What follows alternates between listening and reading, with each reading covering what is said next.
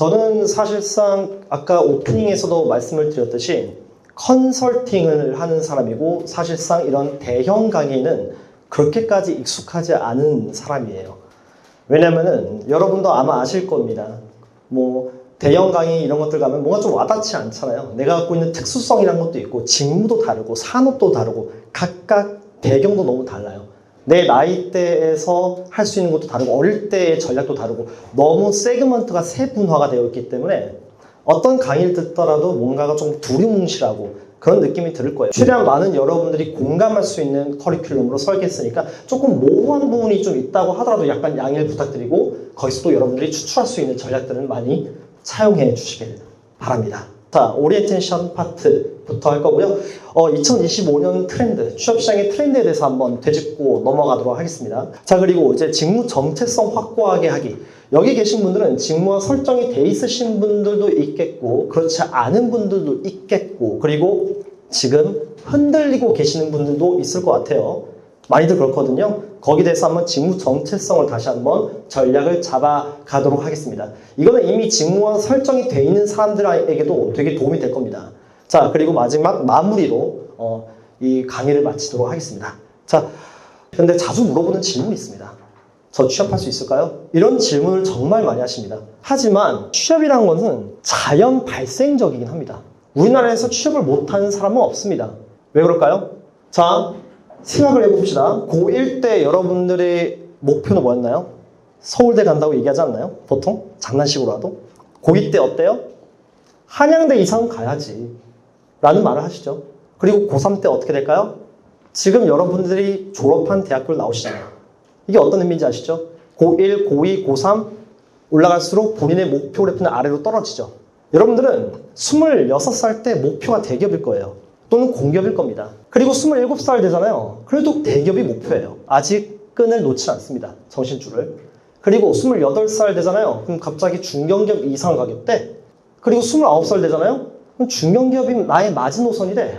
그리고 30살 되잖아요. 그럼 강소기업을 가겠대. 그리고 31살 되잖아요. 갑자기 애들이 사라져요. 왜 사라진지 아세요?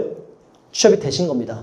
내 나이 그래프가 위로 우상향할수록 본인의 목표 그래프는 아래로 우하향합니다. 그리고 서로의 그래프가 만날 때는 물리적인 취업은 무조건 하게 되어 있는 거예요. 그래서 취업은 자연 발생적이에요. 그래서 저는 컨설턴트가 취업을 보장한다? 취업 보장 패키지? 뭐 이런 거? 저 그런 말 되게 싫어합니다. 그거는 우리 업계가 만들어낸 영업 멘트고 마케팅 멘트예요. 속지 마세요. 컨설팅을 통해서 취업 보장한다, 약속한다는 건 의미가 없습니다. 결국 돼요. 취업 컨설팅을 해도 취업이 되고 안 해도 취업이 됩니다. 여러분 혼자 힘으로 하셔도 취업은 되실 겁니다. 그 선택에 있어서 저는 임계점까지 극한까지 올릴 수 있는 게 제가 할 수 있는 역할인 거고요. 취업이라는 것은요 자연 발생적인데 어느 기업에 어떤 직무를 하냐가 문제입니다. 굉장히 아이러니한 게 내 멘탈 자체가요 빨리 박살나잖아요. 그럼 더 빨리 취업해요. 내 멘탈 자체가 빨리 박살나면은 더 목표치가 아래로 곤두박질 쳐집니다. 그리고 이 그래프 나이 올라가는 그 나이 그래프와 만나는 그 접점 때 취업이 된다 했잖아요. 그쵸? 앞에 있는 기회가 마지막 기회인 것처럼 보일 거예요.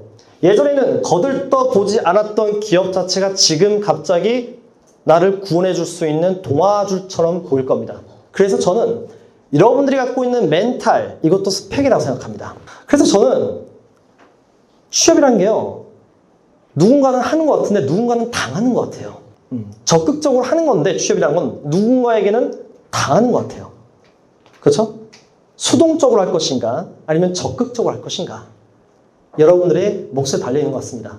근데 여러분들 다시 한번 생각해 볼게요. 고3 때 다시 돌아갔을 때 똑같은 전공 선택을 하겠습니까? 후회하시는 분은 많을걸요 여기? 내가 고3 때 다시 돌아갔으면 나는 이 전공 선택 안 했다 안 하겠다라는 생각하는 사람들 굉장히 많습니다. 특히 직무 고민하고 계신 분들 내가 선택했던 전공과 지금 선택하는 직무 사이에서의 갭과 괴리 때문에 고민을 많이 하고 계신 분들 아마 그분들은 당시에 이런 생각을 하셨을걸요. 대학교와 네임밸류 사이에 대학교의 네임밸류와 전공 사이에 어느 정도 그 트레이드오프 관계를 고민을 했었겠죠. 인기 많은 전공을 선택하려고 하니까 대학교 네임밸류가 떨어질 것 같아. 내가 좀 대학교를 좀 좋은 데 가려고 하니까 전공을 조금 내려놔야 될 것 같아. 그 사이에서 여러분들은 고민을 했었던 거잖아요. 그게 1라운드였습니다.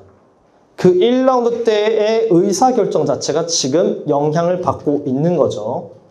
또 우리는 선택을 해야 돼요. 라운드 2입니다. 똑같습니다. 근데 여러분들 전공에 대한 영향을 더 많이 받으신 것 같아요? 아니면 대학교 네임밸류에 대한 영향을 더 많이 받으신 것 같아요? 지난 7, 8년간 20살 때 이후로 현재까지. 전공 아닌가요? 어떤 전공을 선택했냐에 따라서 거기서 대외 활동, 교육 이수, 그리고 여러분들과의 어떤 지인들, 관계, 인프라, 네트워크 이런 것들에 있어서 다양한 활동들을 많이 하지 않았나요? 여러분들은 전공에 대한 영향을 훨씬 더 많이 받습니다.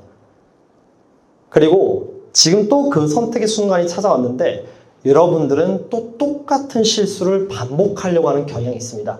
학습 효과가 없는 겁니다. 여러분들은 또 직무 선택을 하는 데 있어서 그냥 그 기업이 갖고 있는 네임밸류에 눈이 멀어서 이상한 직무를 선택하기도 합니다.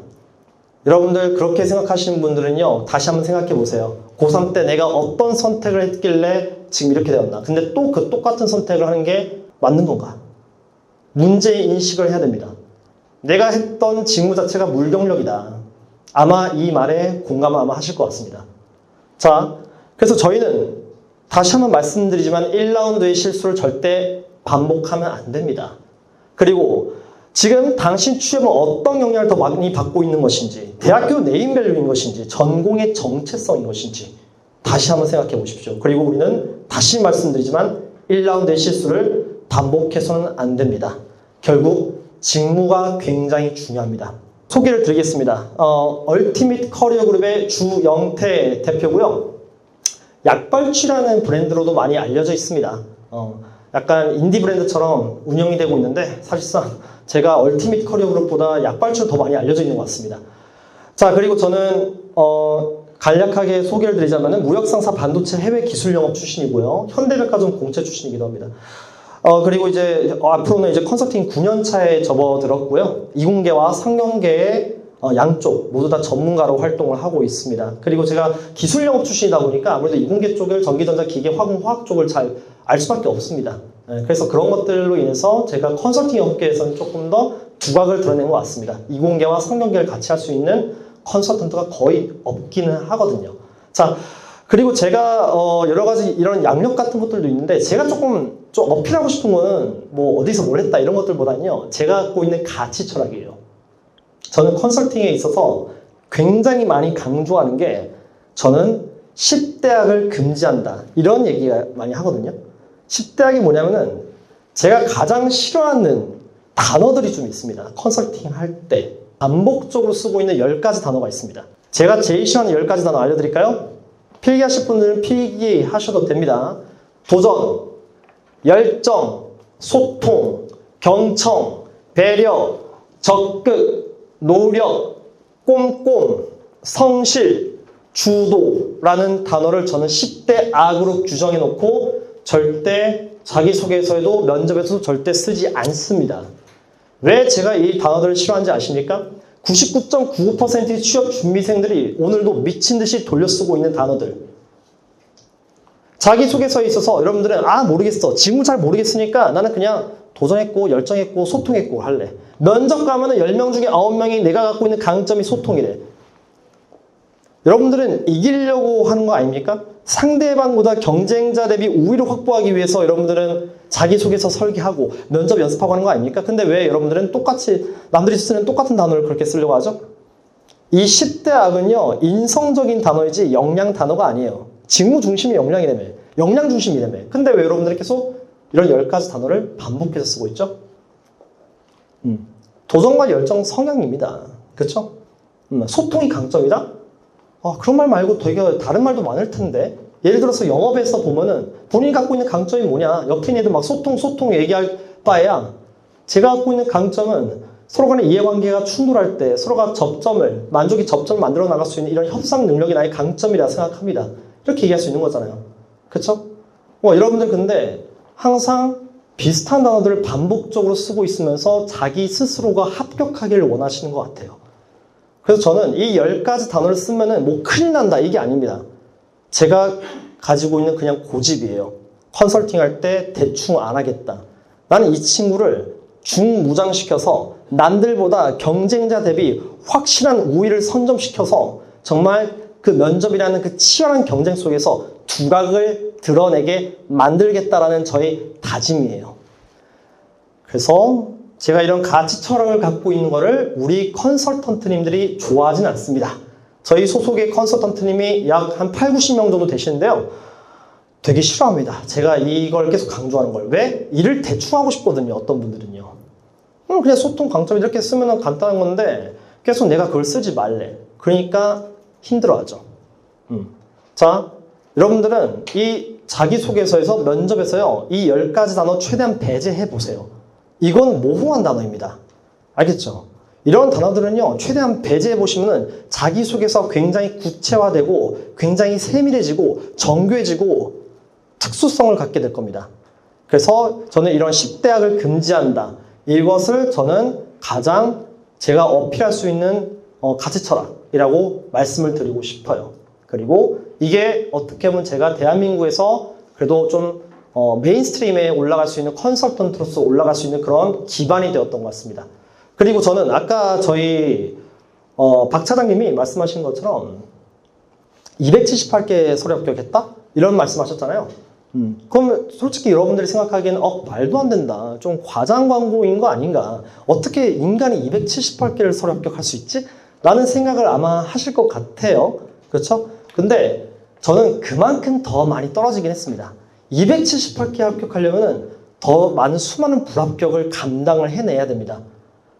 그런 어떤 영광 속 그 뒤에는 비하인드에서는요. 정말 많은 실패도 있었던 겁니다. 저는요. 정말 많이 냈기 때문에 합격과 불합격이 서로 많이 공존하고 있는 겁니다. 그래서 여러분들은 한 가지 알고 계셔야 될 게 있습니다. 합격을 많이 할수록 불합격도 많이 하는 겁니다. 불합격을 많이 할수록 합격도 많이 하는 겁니다. 합격과 불합격은 서로가 반비례 관계가 아니에요. 비례 관계입니다. 그래서 여러분들은 지금도 어떤 여러 가지 이유 때문에 핑계대면서 지원서를 계속 안 내시는 분들이 있는데요. 내가 더 준비가 필요한 것 같다. 나 아직 자격증 안 땄는데 좀 더 지원서를 다음 하반기 때 내고 싶다. 지금 안 내야지. 이러신 분들은 실수하고 있는 겁니다. 여러분들은 합격을 위해서는 수많은 불합격을 견뎌내야 됩니다. 원래 그런 겁니다. 불합격은요. 불합격보다 합격이 많을 수가 없습니다. 사실상. 그래서 저는 이 합격 수는요, 비하인드에서는요, 정말 많은 수많은 불합격도 함께 공존을 하고 있는 겁니다.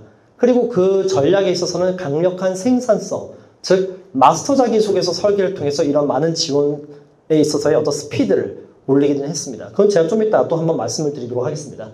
트렌드 말씀을 드리도록 하겠습니다. 자, 업데이트 한번 해야죠. 2024년이랑 또 다르니까요. 그렇죠? 자, 공채의 종말. 공채는 죽었습니다. 자, 이거랑 그리고 취업의 시장의 왜곡화 현상, 그리고 직무 세분화, 심화 현상과 공시생들의 유입, 그리고 자기소개서의 중요성에 대한 변화, 그리고 이재명 정부와 취업 시장에 대한 새로운 트렌드를 제가 소개시켜 드리도록 하겠습니다. 공채의 종말입니다. 여러분들 공채 사라진 거 알고 계시죠? 삼성 빼고는 거의 다 사라지긴 했습니다. 자, 공채가 없어졌다는 것은 어떤 의미를 포함하고 있을까요? 일단 기존 공채 스타일은 바로 다음과 같습니다. 상반기 그리고 하반기로 나뉘고 있죠? 이런 것들을 보통 벌크 채용이라고 합니다. 공채, 즉 뭐냐면 TO에 있어서 많은 수를 포함을 하고 있습니다. 20명 그리고 멀티플 값 30배수, 그러면 600명 서류 합격이라는 커버리지, 이런 형식으로 이루어져 있는 게 기존 공채거든요. 한 번 뽑을 때 이 커버리지를 많이 가져갑니다. 왜? 나가는 사람까지 고려를 하고 하는 거거든요. 보통 이런 스타일은요, 경제의 성장기 때 많이 합니다. 그리고 원래 이거는 일본식 채용 스타일이긴 합니다. 그래서 벌크 채용이 원래 과거의 형태였었습니다. 이러다 보니까 수많은 사람들을 서류 합격시키다 보니까 우리가 비교적 그 안에 걸릴 가능성이 높았던 게 사실입니다. 근데 공채가 사라지고 수시 상시 채용으로 바뀌었다는 뜻은 어떤 의미일까요? 자, 이 뜻입니다. 자, 1월부터 12월까지요. 공고 자체에 어떤 TO 있죠. TO 자체가 분절된 겁니다. 즉 뭐냐면 아까 20명, 40명, 한 1년 동안 40명 뽑을 애들을요. 1년 동안 나눠서 뽑는다는 뜻이에요. 이 뜻은 어떤 의미일까요? 서류에 있어서의 공고, 채용 공고 있잖아요. 채용 공고 수는 늘어났습니다. 반대로 물리적인 채용 공고 횟수는 늘어났어요. 근데 개당 합격률이 완전히 개박살났어요. 이게 문제인 거예요. 여러분들 이번에 2024년 때 하반기 때부터 뭔가 좀 느낌이 세하지 않았나요? 뭔가 서류 합격률이 많이 안 나오지 않았었나요? 그렇죠? 아마 느끼셨을 거예요. 저도 느꼈으니까요. 간접적으로. 과거 대비해서 합격률이 확실히 많이 낮아진 경향이 좀 존재합니다. 이게 수시, 상시 채용으로 다 변화가 되면서 개당 합격률 자체가 완전히 곤두박질 친 겁니다. 자, 근데 이거는 어떤 의미를 포함하고 있냐면 무조건 나쁘다고 할 수도 없어요. 왜? 채용 공고의 수는 많아졌다. 그러나 TO는 적어졌다. 이 뜻을 다시 한번 재해석해보자면 시도 가능한 기회는 많아졌다. 하지만 개당 합격률은 떨어졌다 라는 뜻으로 재해석할 수 있을 겁니다. 즉 우리가 이런 취업시장의 환경에서의 변화 자체는 어떻게 대응을 해나가야 될까요? 통상 공채기관에서의 어떤 합격률이 실제로 떨어지긴 했었어요. 하지만 이런 것들을 대응하기 위해서는 저희는 다음과 같은 솔루션을 저는 제시를 합니다. 첫 번째, 일단 과거보다요 자기소개서와 지원서를 내는 데 있어서의 생산성 자체가 매우 중요하게 되었습니다. 예전에는 뭐 자기소개서 하나 내는데 한 3, 4일 동안 5일, 6일 동안 하나 쓰고 있었잖아요. 지금 취업시장 완전히 바뀌었습니다. 개당 합격률은 낮아졌는데 시도 가능한 횟수는 높아진 거예요. 그러면은 지원에 있어서의 캐파를 높여야 됩니다. 예전처럼 자기소개서 하나 내는데 지원서 내는데 막 일주일 동안 내내 쓰고 그렇게 하시면 안 됩니다. 망합니다. 그렇게 하면은. 예전처럼 여러분들은 뭐 한 학기 때 몇 개 냈어요? 그러면 5개 냈대. 6개 냈대. 그렇게 하면 안 됩니다. 큰일 날 소리 하고 있어. 저도 한 반기 때 내가 3, 40개 이상은 내야 됩니다. 좀 열심히 한다. 그럼 6, 70개 정도 내야 됩니다. 아시겠죠? 예전처럼 그렇게 하시면 안 됩니다. 지금 취업시장 자체가 완전히 바뀌었습니다. 두 번째가 보다 정교한 채용 공고 모니터링이 필요하게 되었습니다. 예전에는 우리가 90, 12월 달과 3, 4, 5월 달만 조금 집중적으로 보면 됐었어요. 채용 공고가 뭐가 나와 있는지. 근데 지금은 1월부터 12월까지 공고 자체가 세그먼트가 나눠져가지고 다 분절됐다 했었잖아요. 연중 행사입니다. 지금 공고도 나오고 있어요? 없어요? 나오고 있잖아요. 여러분들이 갖고 있는 그 상식선에서는 지금 공채기간이 아니잖아요. 그러면 지금 공고가 나오면 안 되는 거거든요. 근데 공고 나오고 있잖아요. SKAX 얼마 전에 나왔잖아요. 그렇죠? ICT 컨설팅 쪽 나왔었고요. 그리고 오뚜기도 얼마 전에 나왔는데 지금 공채가 사라지고요. 1월부터 12월까지 분절돼서 나오고 있거든요. 정보에 있어서의 어떤 취득하는 것들, 그런 어떤 전략 같은 것들이 매우 중요하게 되었습니다. 즉 여러분들 놀시면 안 됩니다. 지금 채용 공고 안 나오고 있고 우리 지금 상반기 하반기 끝났으니까 하반기 끝났으니까 이제 놀아야지 또는 뭐 토익 학원 다녀야지 그러시면 안 됩니다. 연중 행사입니다. 여러분들은 이제 입에서 상반기 하반기라는 단어 자체를 그냥 입에 담지 마세요. 즉 정보에 대한 것도 있죠. 모니터링 자체가 더 강하게 요구된 겁니다. 그리고 세 번째, 면접에 대한 압박 정도가 더 강해졌다. 이게 어떤 의미일까요? 자, 공채 때는 아무래도 그 서류에 있어서의 커버리지가 넓다 보니까 그리고 TO 자체가 어느 정도 되다 보니까 이게 걸릴 수 있는 가능성이 있잖아요. 근데 이제 수시 상시 채용은요 보통 한 명 또는 두 명만 뽑거든요. 이렇게 되면은 공고 자체가 공고당 그렇게 됩니다. 수시 상시 채용 같은 경우. 그러면은 이게 면접에서의 합격률 자체가 굉장히 어려워진 겁니다. 면접 자체가 어려워졌다기보다는요 면접을 정말 잘했는데도 불구하고 내가 떨어진 일이 더 많이 발생한 것 같습니다. 난 잘했어. 나도 할 만큼 했는데 나보다 더 압도적인 존재가 2명 있었던 것 뿐입니다. 상대평가란 거예요. 서류 합격 메커니즘도 마찬가지예요. 아까 보니까 TO 자체가 뭐 3명이다. 그럼 멀티플 값 30배수다. 그러면 90명이 서류 합격이잖아요. 그쵸? 그럼 90명이 서류 합격이라면 91등은 떨어진 거잖아요. 그쵸? 즉 무슨 뜻이냐면은 내가 어느 정도 스펙이 좋으면 합격하고 이게 아니라 상대적인 겁니다. 스펙이 좋아도 떨어져요. 스펙에 문제가 있으니까 떨어진다고? 떨어질 수 있지. 근데 스펙에 문제가 없어도 떨어집니다. 왜?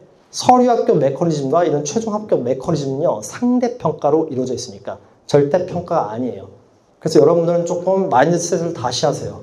이기는 싸움을 하셔야 됩니다. 이 정도면 되겠지가 아니라 면접 준비할 때도 남들이 분명히 이렇게 얘기할 거니까 난 조금 더 틀어서 얘기해야지 이렇게 접근을 하는 겁니다. 분명히 네가 갖고 있는 강점이 뭐냐? 그럼 소통이라고 얘기하는 친구들은 이런 친구들이 아니에요. 그거 이기겠다는 생각이 없는 겁니다. 그냥 대응의 관점에서 하시면 안 됩니다. 남들을 어떻게든 밟고 이겨내야 됩니다.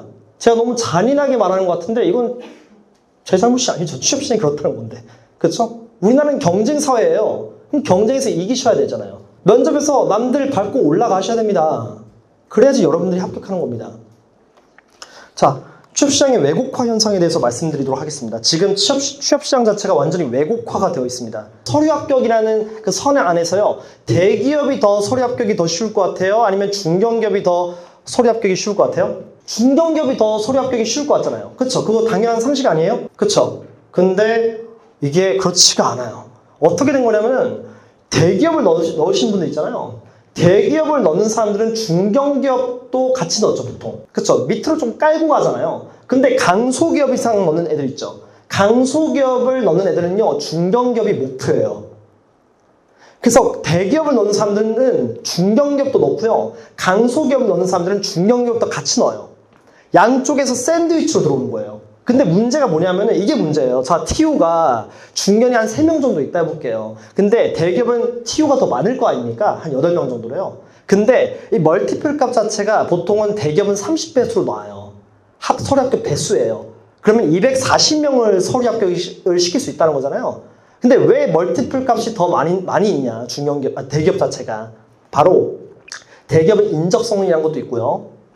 AI 면접이라는 것도 있고요. PT, 토론 면접 등 다양한 면접에서의 어떤 채용 기획이 있죠. 이런 것들을 조금 더 장치를 만들어낼 수 있는 예산적인 여유가 더 좋아요. 더 많아요. 그러다 보니까 여러분들을 필터링 할 수 있는 장치를 더 많이 가지고 있습니다. 그러다 보니까 서류 합격 커버리지를 더 많이 가져갈 수가 있는 겁니다. 그래서 대기업 같은 경우보다 중견기업이 더 서류 합격이 힘든 역전 현상이 발생을 하고 있습니다. 중견기업은 보통 인성 역량 면접 딱 끝 이렇게 되는 경우 많죠. 심지어 원데이 면접으로 인성과 역량 면접을 같이 그냥 딱 끊어버리는 경우도 많습니다. 뭔가 복잡하지가 않잖아요, 보통은.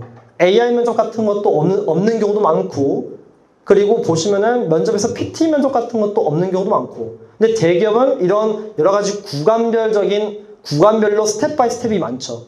그러다 보니까 중견기업은 상대적으로 커버리지를 가져갈 수 있는 자원적 조건이 한정되어 있기 때문에 이런 서류 합격 커버리지가 낮은 경우예요. 근데 대기업을 넣는 사람들은 중견기업도 넣고 강소기업 이상 넣는 사람들은 중견기업도 같이 넣습니다. 양쪽에서 샌드위치로 들어오고 있는 겁니다.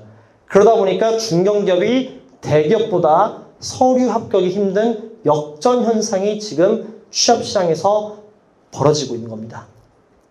그래서 여러분들은 착각하시면 안 돼요. 내가 이걸 왜 얘기를 해주는 거냐면 대기업을 준비하고 있는 사람들이 중견기업도 넣을 거 아니에요. 근데 중견기업을 넣는데 막 떨어지는 거야, 내가 계속해서. 그러면 여러분들이 오해할 수가 있습니다. 아, 내가 무슨 대기업이냐. 중견기업도 불합격한 내 주제에 무슨 대기업이야 하고 내려갑니다. 아래로. 이거 착각하시면 안 됩니다. 이거. 여러분들 많이 오해해요. 왜냐면 제 수강생들 중에서 합격했던 실적 같은 것들 딱 보잖아요? 그러면 이상하게 대기업이 중견기업보다 더 서류 합격이 높은 경우가 되게 많아요. 횟수 자체가. 이거 역전 현상 발생하고 있는 거거든요? 그래서 여러분들은요, 취업 준비할 때 이런 오해 자체가 없었으면 좋겠습니다. 중견기업을 넣는 사람들 있잖아요. 대기업을 넣는 사람들은요, 중견기업도 무조건 내야 되고요. 중견기업을 목표로 하고 있는 사람들 있잖아요. 무조건 대기업 같이 내야 됩니다. 중견기업 자체를 목표로 두면 좀 힘들어집니다.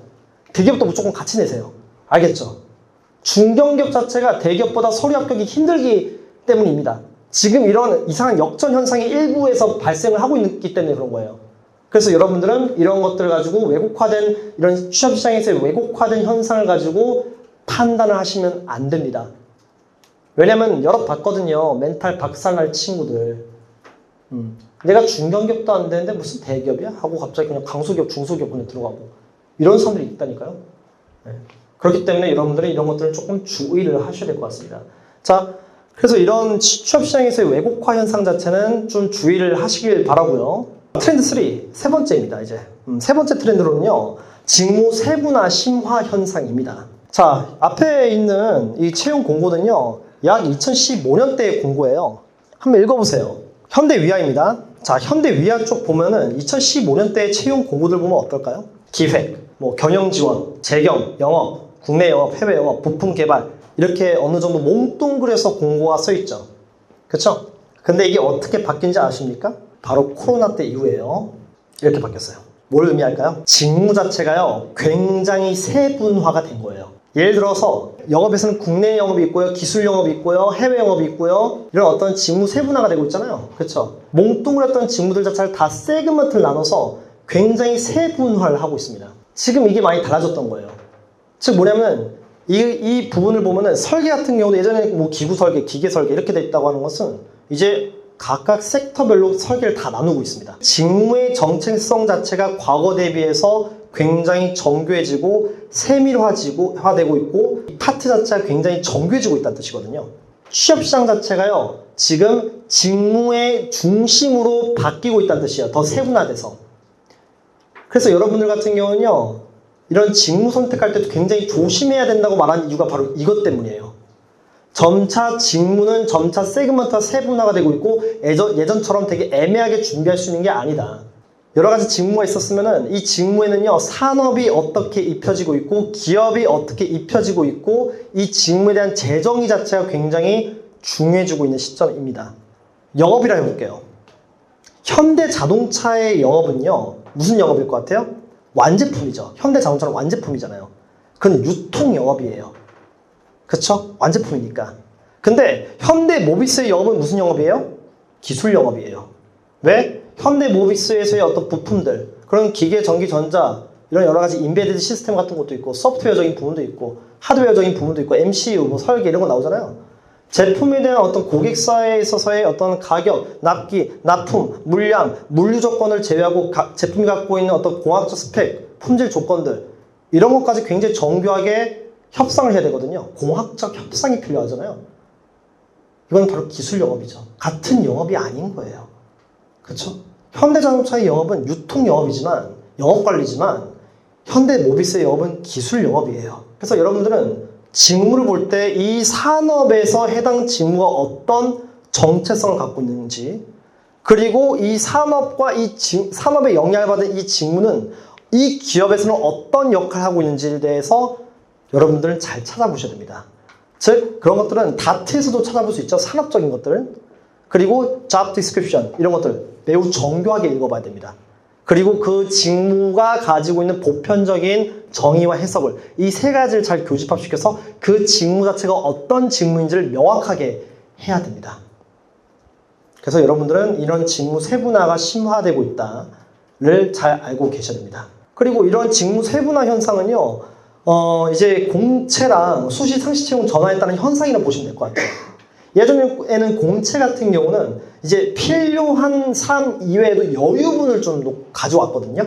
왜냐면 나가는 사람까지 어느 정도 고려하고 뽑는 겁니다. 그 채용 공고에 있어서 이런 공채가 없어지고 수시 상시 채용으로 바뀌었다는 것은요, 딱 그 자리에 필요한 사람들이만 뽑겠다는 거거든요. 얘가 나가면 바로 딱 채용 공고 딱 내는 겁니다.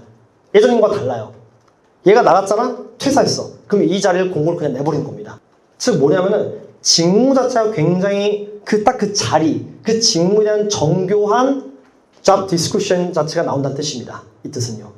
그렇죠? 그래서 이것도 어떻게 보면 이런 직무 세분화 현상은요, 공채가 사라지고 수시 상시 채용으로 전환이 되면서 함께 나타나는 현상이라고 보실 수 있을 것 같아요. 그리고 이제 이런 3년 미만의 신입사원 퇴사자 증가로 인한 정보 공개 확대, 이게 어떤 의미냐? 여러분들 너무 퇴사 자주 해요. 1년 정도 있다가 또 나가고 한 2년 정도 있다가 나가고, 너무 이제 퇴사의 율 자체가 너무 높다 보니까 정보 자체를 조금 더 확실하게 공개를 해야겠다라는 문제 인식이 생긴 겁니다. 인사에서. 대충 공고 이렇게 예전처럼 대충 이렇게 공고를 내면은 얘네들이 들어왔다가 또 금방 나가니까, 아 몰랐네요 이 직무인지, 영업이에요? 영업 관리만 하면 이런 것만 하면 될 줄 알았었는데 알고 보니까 이런 것도 있고 저런 것도 해야 되고 이런 것도 해야 되는 거네요? 아 저 싫어요 나갈래요, 이런 사람들 있잖아요. 그렇죠? 그러다 보니까 이런 직무에 대한 어떤 정보 공개 자체가 더 확대되었다. 예전처럼 정보의 비대칭 자체가 발생했을 때 빨리 나가더라 사람들이. 그럴 거면 아예 확실하게 직무에 대한 job description 자체를 더 정교하게 그리고 세밀하게 밝히자. 그래서 이런 퇴사율 자체를 막자 라는 의도가 있는 겁니다. 채용 의도의 변화도 또 일어난 거죠. 과거 벌크 채용이 아니라 직무에 맞는 사람을 뽑겠다라는 의도입니다. 아까 말씀드린 것처럼. 그리고 이제 인적자원 배치에 있어서 휴먼 리스크를 경감시키겠다. 금방 들어왔다가 나가는 사람들. 3개월 만에 이 직무 아닌 것 같아 하고 나가는 사람들. 그렇죠? 그런 것들을 휴먼 리스크라고 합니다. 이런 인적 변수를 채용에서의 인적 변수를 낮추겠다는 의도입니다. 결국 세부 직무를 기반으로 더욱 정교한 채용을 하겠다라는 의도입니다. 그래서 여러분들은요, 직무 정체성 잡을 때 굉장히 조심해야 되는 겁니다. 그리고 여러분들이 제가 나중에도 또 말씀을 드리겠지만 직무 있잖아요. 선택할 때 굉장히 여러 가지 방법은 있어요. 솔직히 제가 직무 어떻게 선택해야 된다 이런 말을 하기가 조금 힘든 게 지금 너무 환경이 달라요. 너무 환경도 다르고요. 직무 선택하는 것만 해도 한 2시간 걸려요. 그것도 개별적인 사람이. 오래 걸리거든요. 왜냐면 이거 되게 심각한 문제거든요. 전공을 어떻게 선택하느냐에 따라서 한 8년, 9년 자체가 여러분들 인생이 바뀌잖아요. 직무는 어떤 거 선택하느냐에 따라서 20년, 30년이 바뀌어요. 이걸 제가 어떻게 여러분들이 그냥 이렇게 선택하면 된다 이렇게 말씀을 드릴 수 있겠습니까? 그 직무 선택할 때 여러분들이 진짜 하지 말아야 될 것들이 몇 가지가 있거든요. 자, 첫 번째가 해당 직무 자체가요, 이상하게 신입 공고는 나오는데 경력직 공고가 안 나오는 직무들이 있어요. 경력을 인정해주지 않겠다는 뜻이에요. 무슨 말 하는 건지 알죠? 제가 물경력이라는 뜻이에요. 물경력. 신입은 공고 나오는데 이상하게 경력직 공고 안 나오는 거예요. 그건 경력을 인정해주지 않겠다는 거지. 두 번째, 이상하게 해당 직무가 계약직이 많이 나와. 정규직보다는 계약직이 좀 압도적으로 더 많아. 다른 직무에 비해서 해당 직무 자체가. 그럼 그거 뭔가 좀 문제가 있는 직무입니다. 그리고 이상하게 대졸 공고보다 초대졸 공고, 고졸 공고가 이상하게 더 많이 나와. 그 직무가. 그 왜 그런지 아세요?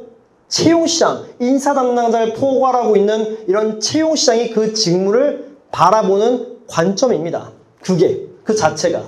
그 직무는 이상하게 계약직이 많다. 이상하게 고졸, 전문대졸 공고가 많다. 이상하게 경력직 공고가 안 나온다. 어떤 직무일까요? 내가 만약에 그런 상황에 처했다. 그러면 그렇게 하시면 안 됩니다. 그 카드 돌려막기 하고 있는 거예요. 어떻게 보면 미래로 나를 돌려막는 거예요. 계속해서.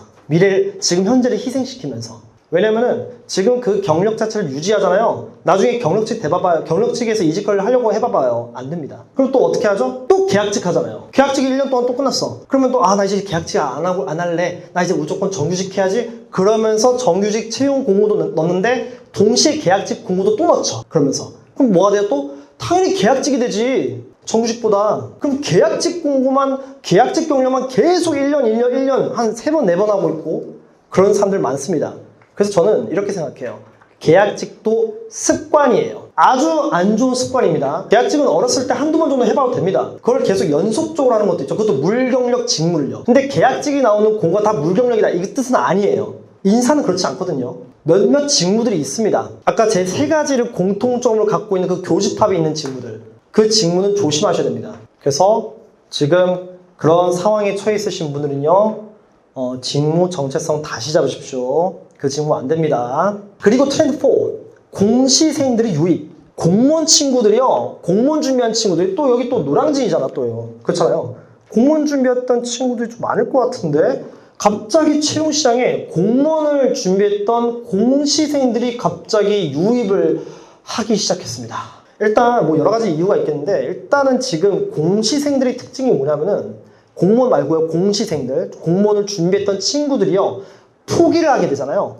그러면 취업시장으로 넘어오는데 이런 현상이 좀 있어요. 보통은 공무원 준비를 하잖아요. 한 1년, 2년 이렇게 할 거 아니에요. 기본 한 2년 정도 하시는 것 같은데. 그쵸? 자, 여기 공무원 준비했던 사람들 손 있나요? 자, 이 친구들의 특징이 뭐냐면은 보통 공무원 준비하면 공기업 준비할 것 같죠? 공기업. 뭔가 비슷하잖아. 공무원과 공기업이 뭔가 조금 이미지가 비슷하다 보니까 공무원 준비했던 친구들은 공기업을 당연히 할 것 같지. 근데 아니다? 이상하게 예를 들면 사기업을 지원을 하려고 하더라고요. 왜 그런지 아세요? 이미 지쳐있어. 이 친구들은 공기업에서 NCS 같은 것들 있죠? 이런 것들. 여러 가지 면접에서의 뭐 1차, 2차 면접 이런 것도 있고 공기업에서의 어떤 이런 NCS 같은 것들을 또 버텨내야 되잖아. 그 공기업 NCS 준비한 것만 해도 또 한 1년 걸릴 거 아니야. 이미 얘네들은 지쳐있기 때문에 공무원 준비했던 친구들은 이상하게 공기업을 가려고 하지 않고 사기업으로 넘어오는 그런 현상이 발생하고 있습니다. 오히려 사기업으로 넘어와요. 공무원 준비했던 친구들. 근데 그게 보통 2년 이상 준비했던 친구들. 이미 지쳐있거든.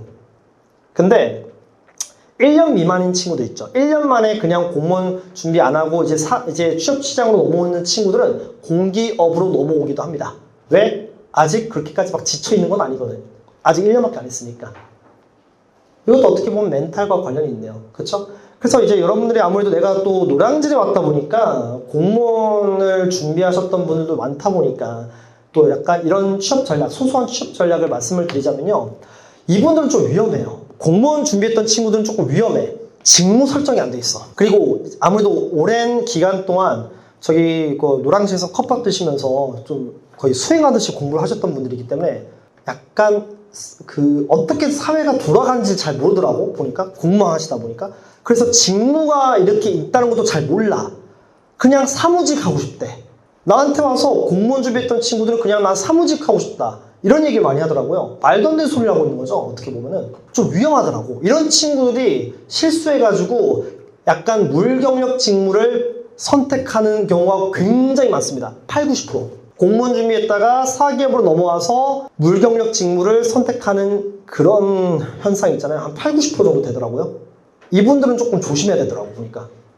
정보가 많이 없다 보니까 너무 아직 잘 모르다 보니까 그냥 일단 취업부터 하자라는 식으로 하다가 계약직 같은 것들 또는 이상한 뭐 사무 보조 같은 것들 이런 것들을 하다가 나중에 경력을 망치는 경우. 이게 정보가 얼마큼 중요한지 그것을 보여주는 반증인 것 같아요. 그리고 요즘 제가 느끼기에는 조금 요즘 트렌드긴 한 것 같은데요. 안 좋은 트렌드인데 그 채용 공고 낼 때 있잖아요.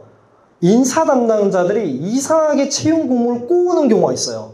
뭐냐면은 누가 봐도 이거는 프로젝트 매니저 PM인데 일부러 서비스 기획이라고 바꿔놓는 거예요. 직무를. 왜냐면 PM이라고 하면은 애들이 안 넣을 거니까. 왜냐면 되게 힘들거든 그거. 워라밸도 안 좋고. 그러다 보니까 일부러 서비스 기획으로 바꿔놓고 잡 디스크립션은 약간 PM적인 것도 조금 넣고 서비스 기획 이렇게 넣고. 근데 알고 보니까 들어가면은 서비스 기획이 아니야. 그 PM이야. 그런 경우 되게 많습니다. HR 쪽도 마찬가지예요. 인사 쪽도요. 보면은 마치 인사할 것처럼 이렇게 써놨는데 알고 보니까 아니야. 총무야. 요즘 약간 채용 공고 낼 때 속임수도 많이 쓰더라고요. 특히 중소기업들이. 채용 공고 자체를 그렇게 상품 기획하듯이 그렇게 해놔야지 지원자들이 넣는 거니까. 지원서를 내는 거니까. 그래서 일부러 그렇게 채용 공고를 조금 꼬우기도 합니다.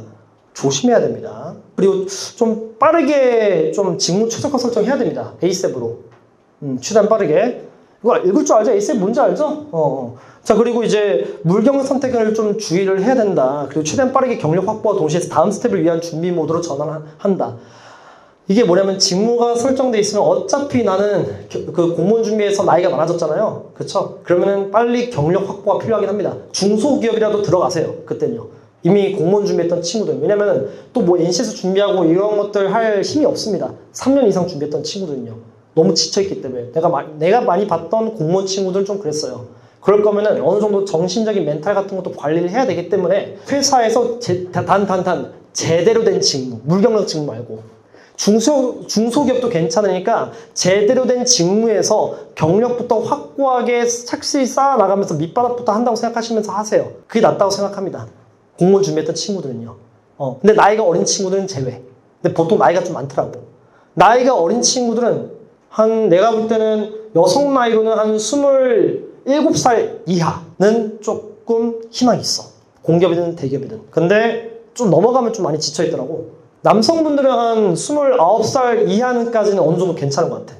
근데 30살 넘어가서 공무원 이제 포기하게 되면 좀 타격이 좀 크더라고요. 그래서 이런 것들은 멘탈적인 부분과 스펙적인 부분들을 조금 종합해서 말씀을 드리는 거라고 보시면 될 것 같습니다. 5번째, 자기소개서의 중요도에 대해서 말씀드리도록 하겠습니다. 그 자기소개서 굉장히 중요한 건 알고 계시잖아요. 그렇죠? 솔직히 말씀드려서 컨설팅 이번에 신청한 것들 인원수만 봐도 보여. 자기소개서가 굉장히 이제 중요하다고 생각하니까 아무래도 전략 파트보다 자기소개서 파트의 신청자 수가 더 많았던 거겠지. 여러분들은 이력서가 더 중요한 것 같아요? 아니면 자기소개서가 더 중요한 것 같아요? 자기소개서가 더 중요하다고 생각하는 사람들 아마 많을걸요? 근데 솔직히 한번 생각해 볼게요. 여러분들이 인사 담당자라면요, 온갖 거짓말을 할 수 있는, 그리고 왜곡화도 시킬 수 있는 자기소개서를 더 믿으시겠어요? 아니면 객관적인 정량 지표로 되어 있는 이력서를 더 믿으시겠어요? 이력서 아니에요? 근데 여러분들은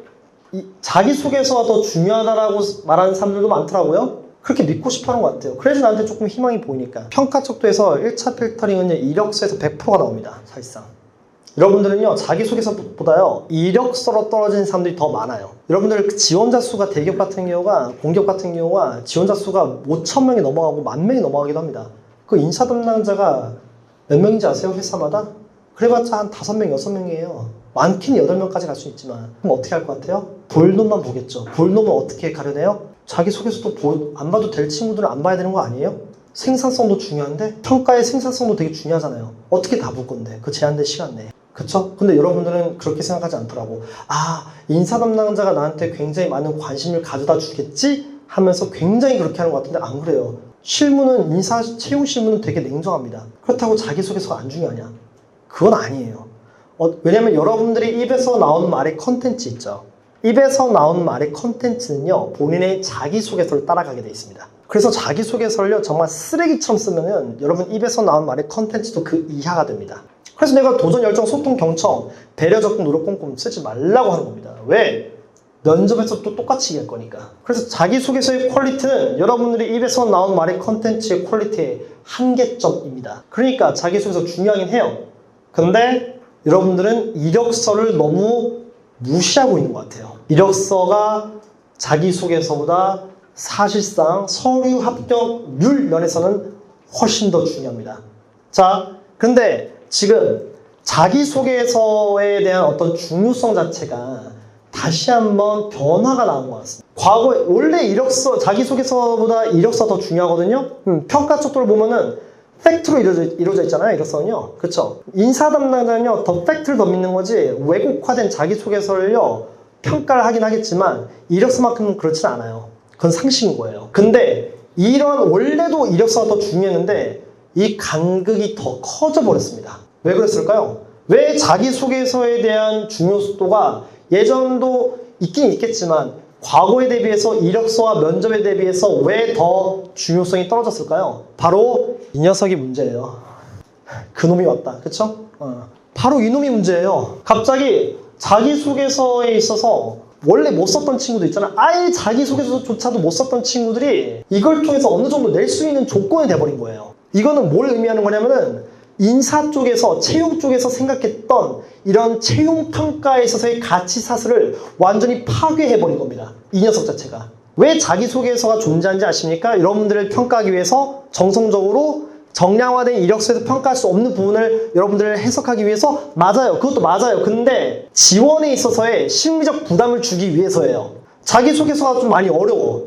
그러면 안 내기도 하잖아요. 여러분들이. 왜? 그렇게까지 안 가고 싶으니까, 그 기업을. 그 용도기도 해요. 제발 찔러보지 마, 이 뜻이에요. 근데 이걸 통해서 어떻게 됐어? 다 찔러볼 수 있게 되었어, 기업을. 대충이라도. 이게 인사 쪽에서 생각하고 있는 모든 어떤 채용평가에서의 가치 사슬 자체가 그 전략에 있어서 뭔가 지금 예상치 못한 변수가 생겨난 거예요, 이게. 써보신 분들 있으실 거 아닙니까? 그쵸? 근데 그거 아세요? 여러분들, 이거 챗GPT 쓴 거 자기소개서 낸 거 있잖아요. 그거 써가지고 그거 인사 담당자들이 알아볼 것 같아요? 몰라볼 것 같아요? 솔직히 다 알아봅니다.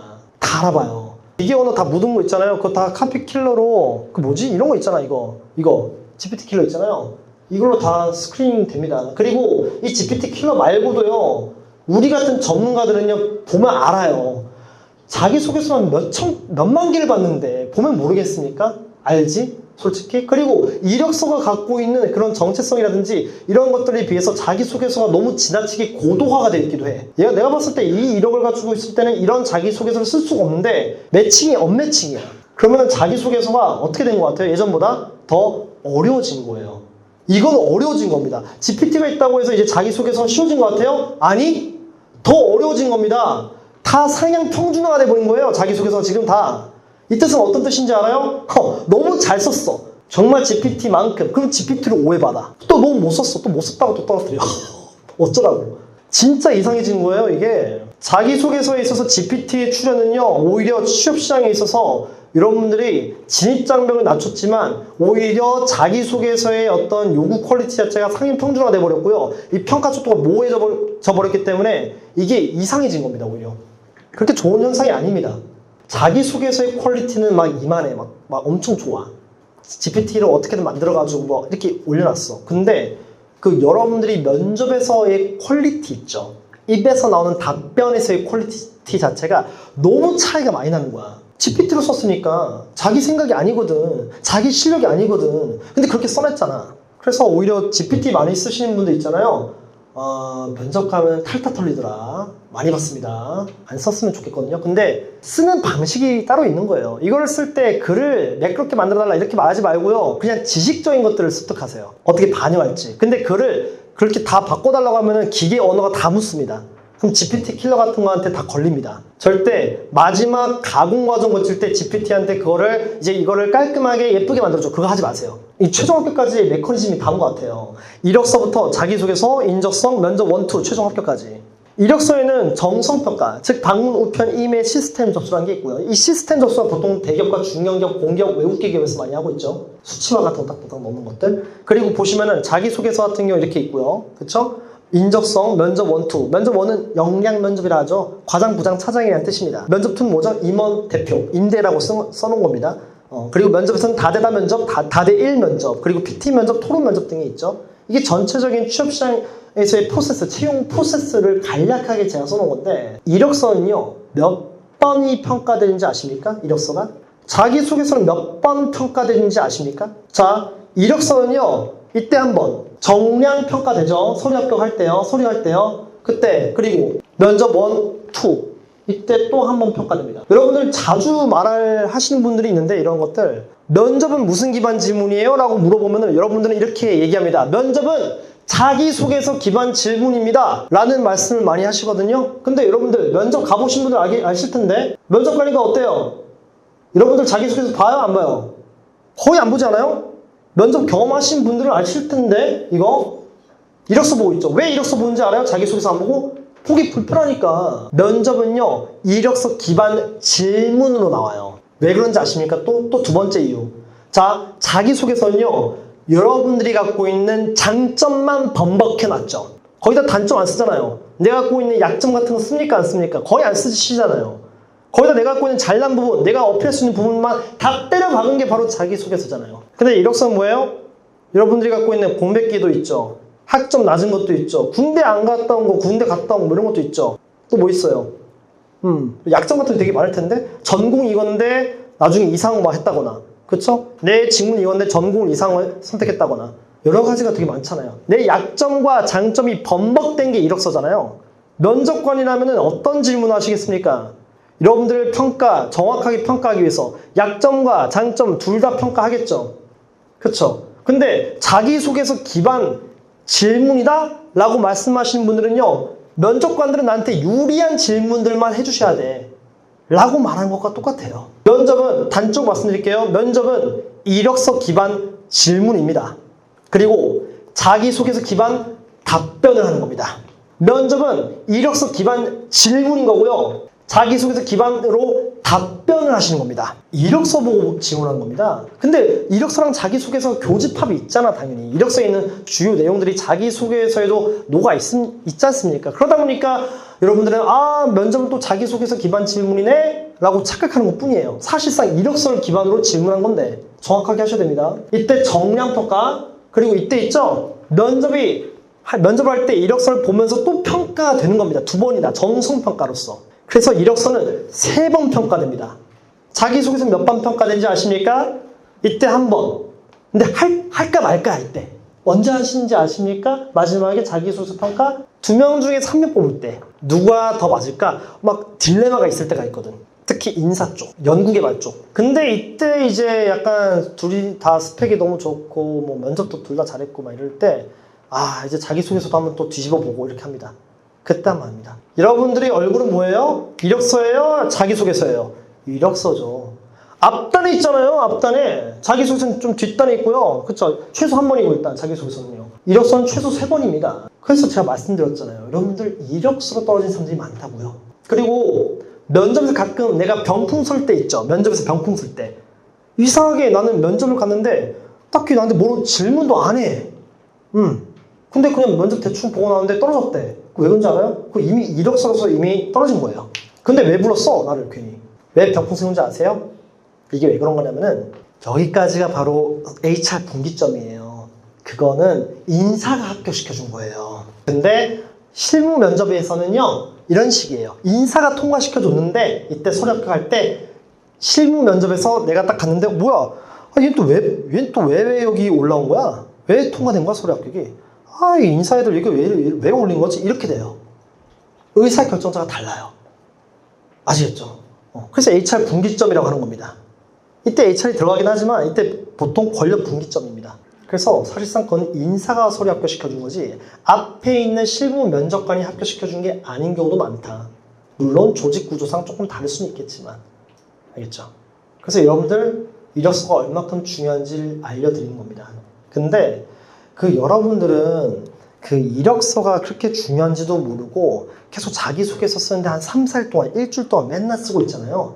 이력서는 뭐 신경도 안 쓰면서 그렇잖아요. 근데 이력서라는 게 보시면은 그 2가지 요소가 있잖아요. 이 3가지 요소가 있잖아요. 인적 사항이 있고요. 그리고 과거 이력 같은 것도 있고 경력 기술서 같은 것도 있고요. 그렇죠? 그리고 포트폴리오 같은 것들도 있죠. 이력서에는요. 그렇죠? 근데 여러분들은 자기소개서에 투자하는 시간 일부라도 조금 더 여기에 투자했으면 좋겠습니다. 이력서에. 이력서가 너무 중요한데 여러분들이 이력서를 떨어진 사람들이 훨씬 더 많을 때. 자, 보시면은 이력서에는 2가지 또 요소가 플러스 알파적인 것들이 있습니다. 바로 경력 기술서와 그리고 바로 포트폴리오죠. 경력 기술서는 사실상 쓰는 방식 자체가 어느 정도 획일화가 되어 있어요. 이렇게 보시면 될 것 같아요. 그래서 포인트를 좀 잡아줘야 될 것 같아가지고 제가 마련을 해놨습니다. 자, 포인트는 역할, 성과, 그리고 수치예요. 원래 물경력은 경력 기술서를 쓸 수가 좀 힘들어요, 원래. 정량적인 결과 수치가 안 나오는 거니까. 뭔가 인풋이 들어가면 아웃풋이 나와야 될 거 아니에요? 그 아웃풋 자체가 명확하게 KPI 자체가 안 잡혀 있는 거야. 그러니까 제가 그 물경력 지문 같은 것도 되게 조심해야 된다고 말씀을 드린 이유가 바로 그것 때문이에요. 왜? 근본적으로 물경력 지문은 KPI가 안 나와. 그리고 경력 기술서 쓰기가 힘들어, 원래. 그러다 보니까 그런 거죠. 그래서 여러분들이 이런 부분에 있어서 이건 마케팅 걸 좀 제가 가져와 봤는데요. 1번, 2번, 3번, 4번 이렇게 개조식으로 쓰는 겁니다. 경력 기술서의 경우는요. 아시겠죠? 자, 이렇게 보시면 될 것 같고요. 자, 그리고 포트폴리오 있잖아요. 포트폴리오. 그 포트폴리오 있잖아요. 그 첨부 파일 있잖아. 첨부 파일. 사람인 잡코리아 인쿠트 같은 것들 보면은 그 첨부 파일에 보면 포트폴리오를 넣으래. 보신 적 있으시잖아요. 그렇죠? 근데 보통 포트폴리오 하면 뭐가 생각나? 마케팅, 디자이너, 또 뭐 건축 쪽, 디자인, 인테리어 이런 친구들 아니면 또 뭐 했냐 또 어떤 애들 있지? 그 포트폴리오 만든 애들? 마케터 말고 MD도 있다. 맞다. 상품 기획하는 애들 또는 서비스 기획도 있다. 서비스 기획들 이런 친구들이 보통 포트폴리오 만드는 거 아닌가라는 생각을 많이 하시잖아요. 그쵸? 근데 저는 제 수강생들 있잖아요. 그게 기계공학과든 생산기술이든 품질관리든 공정기술이든 CS 엔지니어든 생산관리든 또는 연구개발이든 다 만들게끔 합니다. 왜? 포트폴리오 첨부 파일 보면은 선택사항이라 돼 있죠. 선택사항이라 써 있으면 어떤 생각 들어? 여러분들이 선택사항이네. 나하고 상관없는 거 아닌가? 난 마케팅 디자이너들도 아닌데 그냥 뭐 선택사항이니까 안 넣어도 되겠지 하고 쓱 넘기죠. 그리고 자기소개서에서 한 일주일 동안 내내 쓰고 있죠. 시간을 투자하고 있죠. 그거 잘못한 겁니다. 왜 안 넣으세요? 뭐라도 우겨 넣어야 될 거 아니에요? 포트폴리오 선택사항이 있으면 넣으셔야죠. 뭐야 나는 그 생산 기술이니까 안 넣어도 될 것 같아요? 나는 총무니까 안 넣어도 될 것 같아요? 인사니까 안 넣어도 될 것 같아요? 영업관리니까 안 넣어도 될 것 같아요? 넣으셔야죠. 경쟁자 대비 플러스 알파, 즉 남들에 대비해서 차별화를 시킬 수 있는 유일한 구간인데 그걸 왜 안 넣습니까? 뭐라도 만들어서 넣으셔야죠. 시각화를 해서라도. 내가 갖고 있는 경험이 허접하더라도 어떻게든 시각화해서 넣으셔야죠. 차별화 한다며. 차별화를 자기소개서로 하고 있나? 남들보다 기존 대비 플러스 알파가 차별화 아닙니까? 그럼 플러스 알파를 할 수 있는 그 구간인 첨부 파일, 포트폴리오 너라면 넣으셔야죠. 만들어서라도. 그쵸?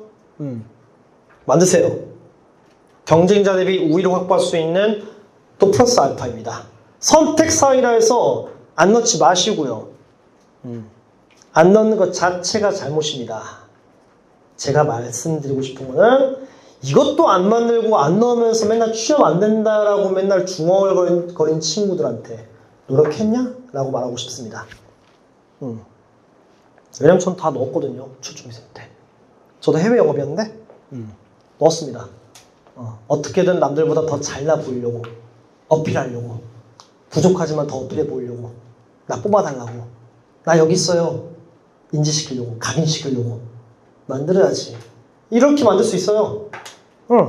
자, 이름을 내가 써면 안 되는 건데 잘못 넣었네. 어쨌든 보시면은 여기에 잠깐만 이걸 좀 가려야겠다. 자, 이쪽은 가릴게요. 제가 자, 이름이 나와 있어가지고 자, 제 수강생 거를 제가 이제 좀 양해를 구해서 좀 얻어왔습니다. 자, 보시면은 이런 것들이 있죠. 처음에 포트폴리오 같은 것들 할 때 표지 같은 것들 이거 직접 카카오페이에 합격했던 포트폴리오입니다. 최저 합격 시켰죠. 그리고 이런 인적사항 같은 거 처음에 이력서를 딱 시각화해서 넣고 이렇게 목차 만들 수 있겠죠. 뭐 마케팅, 콘텐츠, etc 뭐 이런 식으로. 그쵸? 그래서 뭐 첫 번째는 뭐 이런 기업에서 이런 거 했다. 주요 수행 업무 그리고 툴 같은 것들 이렇게 시각화 시킨 겁니다. 그래서 결국은 여러분들은 이런 어떤 파괴적인 AI가 갖고 있는 그 AI 생성형 AI가 갖고 있는 이런 파괴적인 영향 덕분에 지금 자기소개서보다 이력서와 면접 자체가 더 훨씬 더 중요해져 버렸습니다. 지금 면접 더 어려워질 겁니다. 제가 예상컨대요. 면접 점점 어려워질 겁니다. PT 면접, 토론 면접, 면접에서 역량 인성 면접, 구조화 면접, 그리고 AI 면접 등 면접 자체가 점점 난이도가 어려워질 것이고요. 왜? 자기소개서 여러분들 어떻게든 이런 걸로 쓰잖아. GPT 같은 걸로. 그럼 당연히 GPT로 쓴 가능성이 높은 자기소개서에 대해서 가중치를 낮추지 않겠습니까? 실제 얘들이 즉각적으로 준비를 못하는 면접 같은 것도 있잖아요. 자기소개서는 안 보이는 데서 준비하잖아. 그럼 현실에서 바로 평가할 수 있는 그런 툴들이 더 강화가 되지 않겠습니까? 제 생각에는요, 나중에 인적성, 여러분들 싫어하는 인적성 시험 있잖아. 그거 현대자동차 없어졌잖아요. 근데 그거 나중에 부활을 다시 할 수도 있습니다. 이렇게 가면은. 왜? 현장에서 이렇게 바로 이제 문제 푸는 것도 있잖아. 현장에서 확인할 수 있잖아. GPT로 안 되잖아, 그거는. 그쵸? 내가 생각하기에는 보통 이렇게 되면 인적성도 다시 부활할 수도 있는 가능성도 있을 텐데, 이거 진짜 안 좋아진 거예요. 이게 GPT가 생긴 게, 이런 부분에서.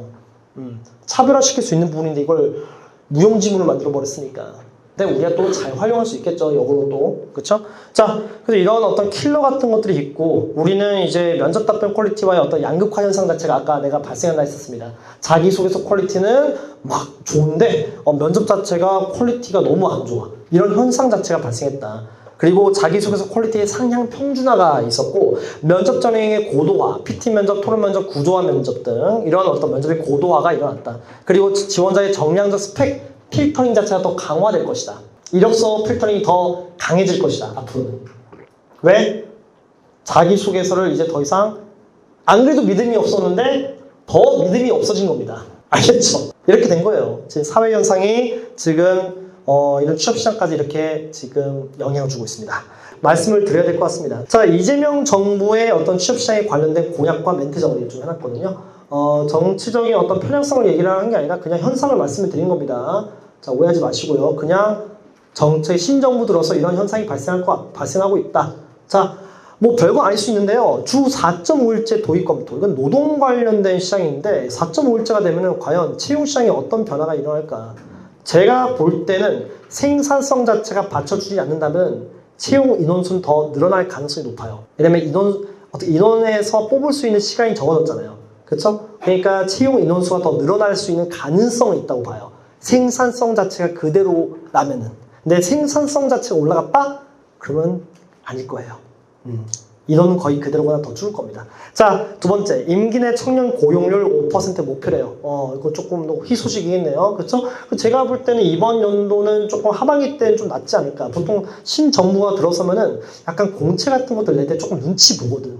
혹시라도 철퇴가 나한테 날아올까? 눈치 보거든, 이런 것들. 그래서 조금은 낫지 않을까라는 생각이 듭니다. 그리고 이제 내일 배움 카드 지원금 2배로 늘리겠대. 그래서 여러분들 워크넷 같은 것들 내일 배움 카드 없으신 분들은 꼭 만들어 보세요.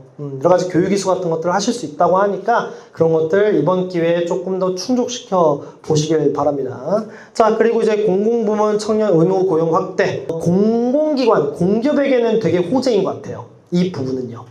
근데 이렇게만 안 됐으면 좋겠는데요. 그 탁상 행정식으로 할 때가 있어요. 뭐냐면은 그냥 공공기관 정규직을 뽑아야 되는데 막 계약직과 인턴, 청년 인턴 있죠. 그놈의 청년 인턴.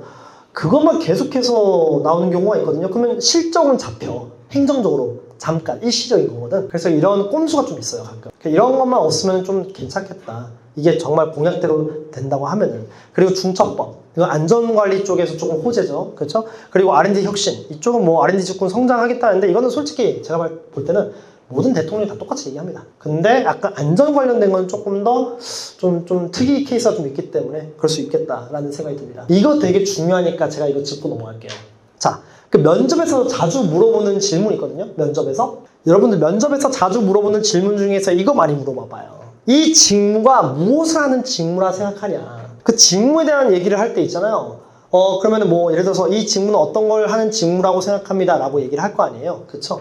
근데 이 직무가 이 질문 자체가 은근 킬러 질문이에요. 보통 영업이라고 했었을 때 있잖아요. 영업이 뭐라고 생각하냐? 그럼 보통 여러분들이 뭐 영업이라는 고객 만족을 하는 거고 뭐 물건을 판매하는 거다 뭐 이런 식으로 얘기를 한단 말이죠. 근데 아까 제가 직무 정체성에 대해서 굉장히 중요하다라고 계속 제가 강조했잖아요. 직무 정체성을 명확하게 알고 있다는 것은 어떤 걸 의미를 하는 거냐면 바로 다음 답변에서 제가 설명드리도록 하겠습니다. 자, 지금부터 보여드리는 답변은요, 실제로 디자인했던 답변 설계고요. 아까 제가 직무가 있으면 산업이 직무를 입고요. 기업 자체가 또 그 직무와 산업을 입힌 그 직무를 또 입는다고 했었죠. 그쵸? 직무는 산업에 대한 영향을 받고 또 기업에 대한 영향을 받는 거잖아요. 그쵸? 그 직무 중심에서의 확고한 직무 정체성을 기반으로 하고 있는 그 답변 자체를 제가 지금 공개해 드릴게요. 실제로 제 수강생이 이걸 통해서 현대 일렉트릭 최종 합격한 답변입니다. 자, 영업이 뭐라고 생각하냐? 현대 일렉트릭에서 물어봤습니다. 이렇게 대답했습니다. 영업은 재화, 용역, 서비스 등을 고객에게 제공하고 가치 창출하는 데 있어 시장 최전선에 나서는 직무를 알고 있다. 뭐야? 보편적인 영업에 대한 의미를 말하고 있지, 일단요. 그쵸? 보편적인 거, 일단. 그쵸? 근데 크게는 최종 소비자를 대상으로 하는 B2C 영업과 기업 고객을 대상으로 하는 B2B 영업으로 나뉩니다. 여기서 설비, 제조업, 산업 특성상 이 영업은 B2B 영업에 해당합니다. 바이어를 대상으로 가격 납기, 물량, 물류 조건들을 협상해서 최적의 계약 조건을 형성하고 신규 거래선 확보와 기존 거래선을 관리해야 합니다. 여기서 이건 뭐야? 산업에 대한 영향, 산업에 대한 이 기술 영업에 대한 의미를 얘기하고 있지. 영업, 기술 영업, 그리고 그 기업에서의 기술력이 어떤 의미인지. 그쵸? 여기서 현대 일렉트릭은 변압기, 차단기, 전동기와 같은 다소 복잡한 설비 성능과 품질 조건을 논해야 되기 때문에 단순 완제품 영업이 아닌 제품 스펙과 전기, 전자, 기계 등 고학적 호환 조건 또한 협상해야 되는 기술 영업에 해당한다 할 수 있다. 나아가 해외 거래선 또한 있기 때문에 기술 영업과 해외 영업의 복합적인 형태인 해외 기술 영업으로 이 직무를 인식을 하고 있다. 굉장히 구체적이죠. 왜요? 이 직무와 이 영업이 뭐라고 생각하냐? 그러면 보통 여러분들은 영업이란 뭐입니다 이렇게 얘기하잖아요. 그쵸? 영업이란 그냥 뭐 물건 판매하는 거 뭐 이런 식으로 얘기하잖아요. 근데 뭐야 이거는? 이 산업에서만큼 영업이 이런 의미를 갖고 있는 것 같고, 그리고 이런 특성을 고려해봤을 때 이 기업이 갖고 있는 환경을 고려해봤을 때 이 직무는 이런 의미를 갖고 있는 것 같다. 탑다운. 깔때기처럼. 그렇게 했는데 최종 합격 됐네. 실제로 저는 이 질문을 되게 좋아하는 편이에요. 왜? 이 질문 자체가 나오면은 굉장히 타격감 있게 답변 설계를 할 수 있기 때문입니다. 그만큼 경쟁자 친구들이 직무를 너무 잘 몰라. 직무 공부를 안 하는 것 같아. 거의 대충 얘기하고 있고 맨날. 그런 것 같아요. 그러다 보니까 상대적으로 두각을 드러낼 수 있더라고 보니까. 근데 굉장히 원초적인 질문 아닙니까? 면접에서 여러분들한테 인사가 뭐라고 생각하냐? 이거 쉬운 질문 같은데 되게 어렵다 이건? 야, 영업이 뭐라고 생각하냐? 마케팅이 뭐라고 생각하냐?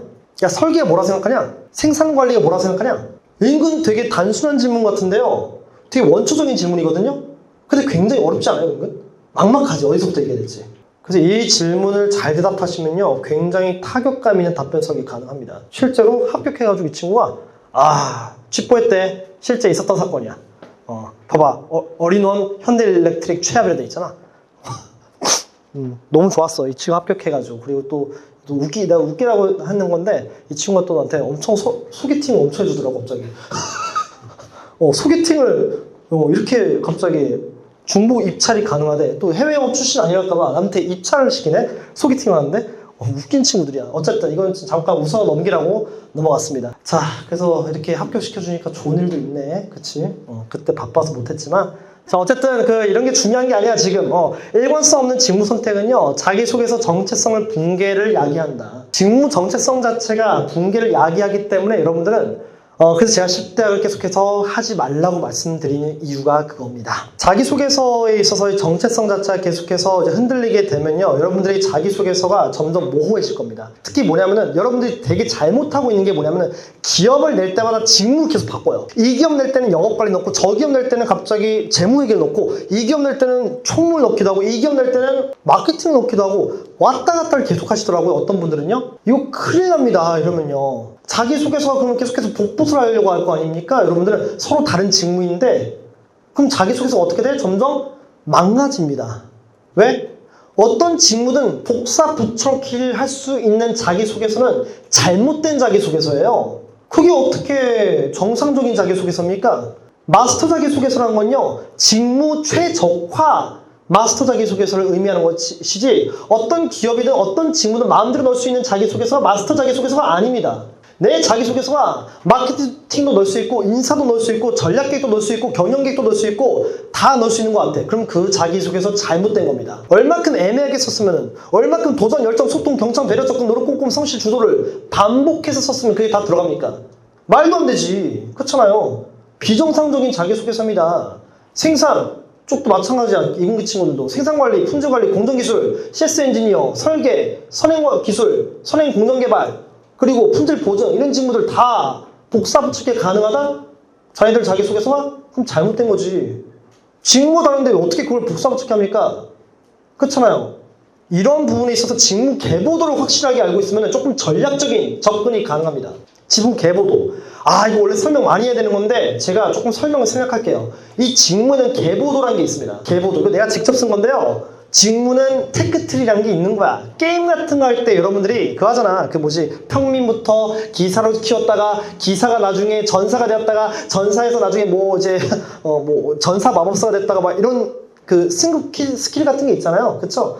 그런 것과 마찬가지로 직무도 하나의 계보도 같은 것들이 족보 같은 것들이 있습니다. 제가 간단하게 이건 나중에 저기서 저랑 얘기할 때 있잖아요. 컨설팅 이제 1대1까지는 아니지만 그룹 컨설팅 같은 거 할 때 궁금한 거 있으시면 좀 물어보시면 될 것 같고 좀 스킵을 하겠습니다. 그때 가서 여러분들이 좀 궁금한 거 있다면 좀 질문을 추가적인 것들을 해볼게요. 자, 일단은 제가 빠르게 알려드려야 될 건요. 직무 우선순위 포트폴리오 전략입니다. 자, 이거는 여러분들이 아까 내가 직무 정체성 같은 것들 잘 잡으라 했잖아요. 이걸 조금 더 전략적으로 잘 설계하는 방법이 있습니다. 자, 포트폴리오라는 말 들어보신 적 있잖아요. 그쵸? 무슨 뜻이야? 재무에서 말하는 포트폴리오는 분산시킨다. 목표 자체를 분산시킨다. 그래서 리스크를 경감시킨다 라는 뜻이죠. 그쵸? 그래서 주식 같은 것도 포트폴리오 많이 짜잖아요. 직무도 그게 가능합니다. 머리를 쓰는 거야. 예를 들어서 내가 해외 영업이라는 직무를 타깃으로 하고 있어. 그러면 이 해외 영업 마스터 자기소개서를 써봐. 그럼 이 해외 영업에서요. 해외를 빼봐봐. 그럼 뭐가 돼요? 국내 영업이 되지. 즉 해외 영업과 국내 영업을 같이 낼 수 있는 거야. 낙수 효과를 시키는 거야. 이거는 직무가 갖고 있는 가치 사슬 같은 것들을 파악해가지고 전략적으로 설계하는 거다. 근데 해외 영업 자기소개서를요. 갑과 을을 바꿔봐봐. 그럼 뭐가 돼요? 갑과 을을 바꿨어. 해외 영업을. 반대편이야. 뭐야? 구매. 맞잖아요. 수입, 출입 받는 말은 수입이잖아. 요구하는 역량이 똑같아. 글로벌 역량, 협상력. 얘는 원가 중심, 얘는 내가 중심. 그치? FTA 관세. 인코턴스 조건 같은 것들. 무역학과 있는 친구들 알아들을 거다 아마. 해외 영업을 반대로 뒤집으면은 구매가 된다. 즉 검정색이면은 하얀색인 거야. 그럼 이 마스터 자기소개서를 갑과를 확 바꿔버리면은 구매가 가능해. 그러니까 해외 영업과 구매를 같이 세트로 묶을 수도 있고 해외 영업과 국내 영업을 세트로 묶을 수 있어. 근데 해외 영업과 영업 관리는 안 된다. 왜? 영업 관리는 B2C잖아요. 유통 채널 관리란 말이야. 근데 해외 영업은 B2B 영업이잖아요, 보통. 이게 뭐야? 국내 영업에 B2B 국내 영업이 되겠지. 직무 잘 알고 있어야지 이런 고급 기술도 쓸 수 있는 겁니다. 마찬가지입니다. 공정 기술도 마찬가지야. 설비 기술과 섞을 수 있습니다. 오케이? 그 CS 엔지니어와 그 설비 기술도 섞을 수 있어요. 듀얼 포트폴리오로. 왜? 설비 기술을요, 인하우스거든. 설비 기술을 아웃소싱 시키잖아, 바깥에. 고객사에. 그럼 그게 CS 엔지니어거든. 즉, 파견 설비 기술을 CS 엔지니어라고 하는 거예요. 요구하는 역량이 똑같아요. 플러스 알파 고객 커뮤니케이션이야. 설비 기술에서. 즉, CS 엔지니어 설비 기술. 이렇게 낙수 효과 시킬 수 있네. 이건 조금 고급 기술일 수 있는데 이것도 여러분들이 전략적으로 잡아야 돼. 근데 진짜 황당한 게 뭐냐면 나한테 컨설팅 왔을 때 어떤 친구들이 저는 마케팅도 준비하고 있고요. 인사도 준비하고 있습니다. 이거 말도 안 되는 소리 하고 있어. 두 직무 어떻게 호환성을 가질 수 있나? 안 됩니다. 그거. 인사 직무는 그리고 호환이 안 나와요. 인사 직무는 다른 직무와 섞기 힘들어요. 원래 그래서 인사 직무는 되게 위험한 직무기도 해요. 그 때문에. 다른 직무는 그게 이제 파생이 안 되거든. 해외 영업 이렇게 된단 말이야. 마케팅과 MD 섞을 수 있습니다. 상품 중심에서의 마케팅이거든. 상품 기획이란 게. 그렇죠? 그리고 MD도요. 영업 관련 조금 섞을 수는 있어요. 왜냐면 영업적인 요소가 워낙 많기 때문에. 근데 인사는 그게 안 돼. 인사는 HRM, HRD 딱 두 개로 나뉘고 있고 보통 통합으로 하고 있다. 알겠죠? 그래서 인사라는 직무가 조금 위험한 건 있어요. 사실상. 다른 직무로 파생이 안 되거든. 하다가 말아먹잖아, 인사. 그러면 그걸 가지고 다른 걸 뭐 할 수가 있는 게 없습니다. 그러니까 인사 준비하신 분들은 그냥 마음 독하게 먹으세요. 무조건 돼야 됩니다. 인사는. 끝까지 놓지 않는 게 이기는 거예요. 인사 화이팅! 자, 어쨌든 이런 것들이 바로 듀얼 포트폴리오다. 이런 식으로 만들 수 있습니다. 뭐 마케팅은 상품 기획, 서비스 기획과 PM 섞을 수 있고요. 경영 기획과 재무회계 섞을 수 있습니다. 설비 기술과 CS 엔지니어 이렇게 섞을 수가 있는데요. 예시를 말씀을 드린 겁니다. 자, 그리고 이 이것도 봤네요. 조금 더 아까 또 전략적으로 또 좀 더 머리를 굴리면은 이런 식으로도 할 수 있어요. 해외 기술 영업. 해외 영업인데 기술 영업적인 것들이야. 그치? 이렇게 섞게 되면은 해외를 빼게 되면 뭐야? 기술 영업이야. 기술을 빼게 되면 해외 영업이야. 이런 식으로 마스터 자기소개서를 만들 때 처음부터 업스트림을 만드는 거야. 처음부터. 그럼 여기서 이걸 빼면 이게 되고 이걸 빼면 이게 되고. 전략적인 거지, 굉장히. 근데 여러분들이 할 때는 이거 하나 쓰고 이렇게 하나 쓰잖아. 그렇잖아. 그러니까 힘들지. 그치? 네. 그래서 처음부터 목표를 잡을 때 약간 낙수효과, 직무와의 가치사들 같은 것들을 어느 정도 판단을 하고 직무를 설계를 하는 겁니다. 그럼 조금 더 효율적이고 조금 더 타겟팅 범위를 좀 더 확보할 수 있는 전략적인 직무 우선순위 포트폴리오 전략을 설정을 할 수가 있습니다. 그래서 아까 제가 이것도 말씀드린 것도 있죠? 직무 조심해야 됩니다, 이것들. 조심하세요. 이거 물경력 직무. 조심하라고 했던 것들. 내가 직무를 뭐라고 말하진 않을게요. 속상할 수 있으니까 누군가에게는. 근데 이거 있죠? 이 직무 조심해야 됩니다. 무경력입니다. 자, 마무리 짓겠습니다. 결국 라운드는 종료됩니다. 자, 라운드 1, 2, 3. 이때 언제였어? 우리 고1, 고2, 고3 때였죠. 지금 우리 신입이잖아요. 이게 끝나면 여러분 취업 때문에 그게 끝날 줄 아십니까? 아닙니다. 또 그 다음 또 라운드도 있을걸? 뭘 것 같아요? 경력직이야. 경력직 다음에 또 있을 것 같아? 없을 것 같아? 또 있어. 경력직 다음에 뭐예요? 시니어예요. 또 그때는 또. 끝없어, 라운드는. 또 계속 경기장이 열릴 거고요. 또 우리에게 또 질문을 던질 겁니다. 너는 네임밸류를 선택할 거냐? 직무와 네임밸류 사이에서의 너는 어떤 선택할 거냐? 계속 해서 우리에게 질문을 던질 겁니다. 그리고 우리는 여러분들은 그 사이에서 또 고민을 하게 될 겁니다. 직무와 네임밸류 사이에서. 옳은 판단하시기 바랍니다. 그쵸? 자, 그래서 수동적으로 취업을 당할 것이냐, 능동적으로 취업을 할 것인가. 우리의 나이 그래프는 점점 올라가고 있고 우리의 목표 그래프는 아래로 떨어지고 있다. 그리고 결국 취업은 물리적으로 되긴 할 것이다. 근데 어딜 가냐가 문제다. 멘탈 자체가 빨리 박살날수록 더 빨리 취업된다. 그래서 여러분들은 멘탈 잘 부여잡으셔야 된다. 멘탈도 결국 스펙입니다. 기회는 많아졌고요. 하지만 개당 합격률은 떨어졌다고 말씀드렸죠. 결국 우리는 어떻게 대응해야 된다? 우리는 지원서를 많이 내야 됩니다. 왜? 상대평가의 2년 취업시장에서는요. 지원서 자체를 많이 내시긴 내셔야 됩니다. 근데 직무 정체성을 확고하게 전제로 깔고 전략적으로 직무 지원을 해라 라고 말씀을 드리는 겁니다. 자, 그래서 우리는 뭐가 필요할까요? 강력한 생산성을 포괄하고 있는 강력한 품질을 내포하고 있는 바로 마스터 자기소개서 반드시 만드셔야 됩니다.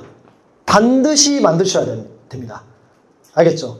왜냐면 하루에도 5개, 4개를 낼 수 있는 어느 정도의 속도와 생산성 자체가 나오는 그 마스터 자기소개서 반드시 만드셔야 됩니다. 그리고 마스터 자기소개서 만들 때 있잖아요. 이공계들이 좀 알아듣게끔 얘기해줄까? 이공계 친구들아, 처음에 선행 설계할 때 오차범위 1이라도 나오면 어떻게 됩니까?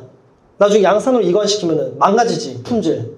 그쵸? 설계 처음에 선행 설계할 때부터 오차범위 없게끔 정말 정교하게 해야 되는 거 아닙니까, 설계? 마스터 자기소개서 바로 선행 설계야. 딱 알아들었죠, 이공계 친구들. 자, 이거는 마스터 자기소개서 같은 경우는 프레임 설계가 내가 해놓은 게 있는데, 이거 나중에 사진 찍은 거 들어가셔서 꼭 한번 다운로드 받아보세요. 알겠죠? 이거는 뭐 10% 쿠폰은 하고 싶은 사람 하세요.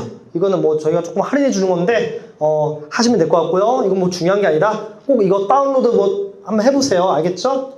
마무리 짓겠습니다. 드디어 제가 하고 싶은 말은 뭐냐면은, 합격과 불합격은 결국 비례합니다. 여러분들이 합격을 많이 할수록 불합격도 많이 하는 겁니다. 불합격을 많이 할수록 합격도 많이 하는 겁니다. 합격과 불합격은 단비례 관계가 아니에요. 비례 관계입니다. 그래서 제가 278개 소리 합격한 거, 저 열심히 했어요. 근데 합격률이 높아서? 아니요. 합격률이 낮았으니까 그렇게 열심히 했지, 이 사람들아. 그렇지 않겠습니까? 저는 최다 합격자이자 최다 불합격자예요. 우리나라에. 명예와 불명예를 같이 안고 있죠. 근데 저는 후회하지 않아요. 왜? 내가 그렇게 해서 골라서 갔으니까. 대기업도 합격 많이 했지만, 불합격도 많이 했지만. 여러분들 정말 후회 없는 취업 되시길 바랍니다.